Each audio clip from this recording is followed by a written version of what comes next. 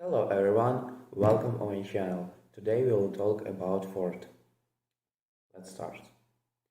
By 2005, both Ford and GM corporate bonds had been downgraded to junk status as a result of high US healthcare costs for an aging workforce, soaring gasoline prices, eroding market share, and an over-dependence on declining SUV sales.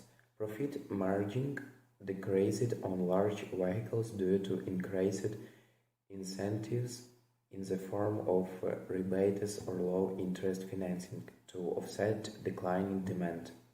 In the latter half of 2005, Chairman Bill Ford asked newly appointed Ford American Division President Mark Fields to develop a plan to return the company to profitability.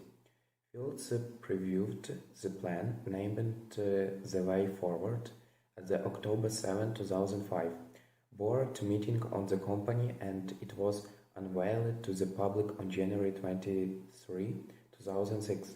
The Way Forward included resizing the company to match market realities, dropping some unprofitable and inefficient models, consolidating production lines, closing 14 factories, and cutting 30,000 jobs. Ford moved to introduce a range of new vehicles, including crossover SUVs, built on unibody car platforms rather than more body-on-frame chassis. In developing the hybrid electric powertrain technologies for the Ford Escape hybrid SUV, Ford licensed similar Toyota hybrid technologies to avoid patent infringement. Ford announced that it will team up with electricity supply company Southern California Edison to examine the future of plug-in hybrids in terms of how home and vehicles energy system will work with the electrical grid.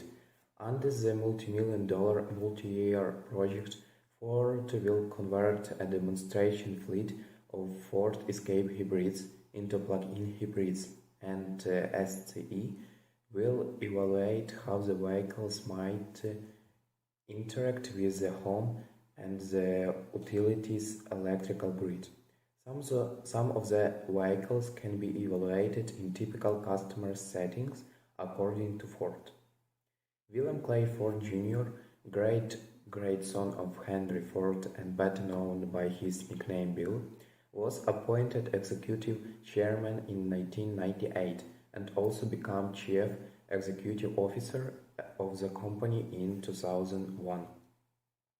With the departure of Jean-Cus Nasser, becoming the first member of the Ford family to head the company since the retirement of his uncle Henry Ford II in 1982.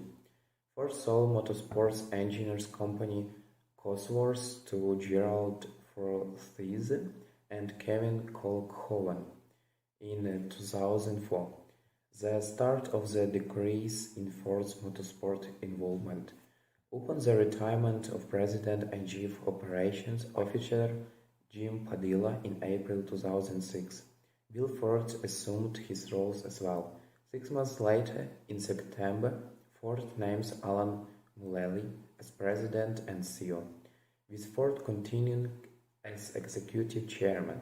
In December 2006, the company raised its borrowing capacity to $25 billion, placing substantially all corporate assets as collateral. Chairman Bill Ford has stated that bankruptcy is not an option.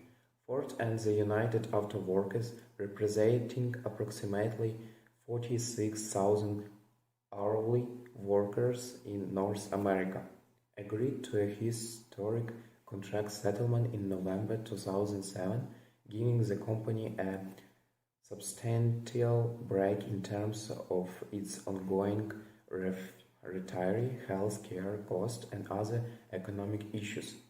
The agreement included the establishment of a company funded, independently run voluntary employee beneficiary association tries to shift the border of retiree health care from the company's books, thereby improving its balance sheet. This arrangement took effect on January 1st, 2010, as a sign of its currently strong cash position. Ford contributed its entire current liability, estimated as approximately 5.5 billion as of October 31, 2008, to the Weber in cash, and also prepaid 500 million of its future liabilities to the fund.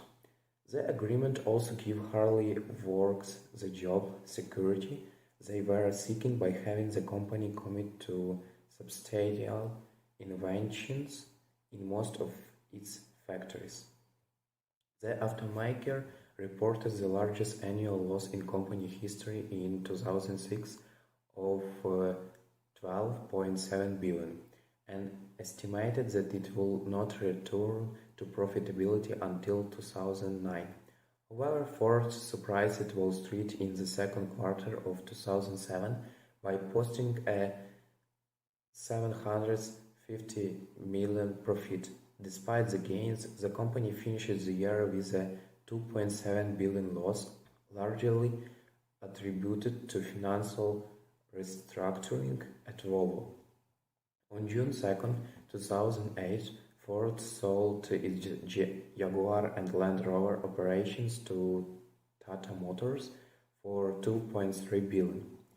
During congressional hearings held in November 2008 in Washington, D.C., and in a show of support, Ford's Alan Mulally stated that we at Ford are hopeful that we have enough liquidity.